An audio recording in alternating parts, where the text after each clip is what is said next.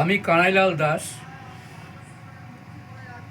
শিক্ষিত বেকার, চাকরির পরীক্ষা দিয়ে বারবার বিভিন্নভাবে অবহেলিত হয়ে তাদের যে মনের বেদনা, সেই মনের বেদনা বিবেকের কাছে সে গর্ববোধ করে। সেই বেদনাকে নিয়েই একটি কবিতা লেখা। সেই কবিতাটির নাম বিবেক।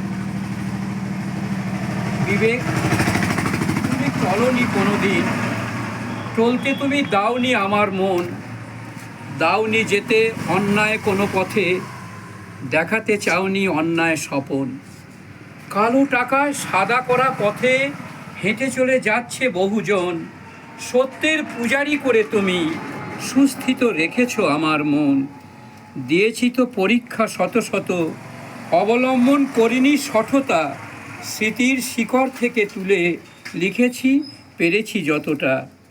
পরীক্ষাতে লিখেছিলাম ভালো, পরীক্ষায় হলো ভালো ফল, তবু দেখি চাকরির সময় হয়ে গেল সবই গণ্ডগোল।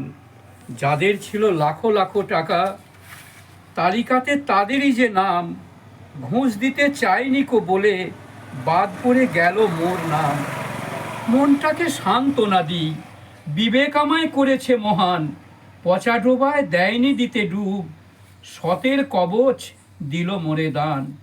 দুর্গন্ধ তারাই বেশি সয়, দুর্গন্ধ যারা বেশি বয়, ঘুষ নিয়ে যারা যত দোষী, ঘুষ দিয়েও সমান দোষী হয়।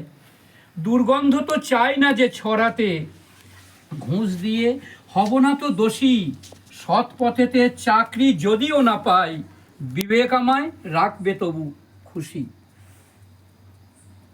দারুণ দারুণ।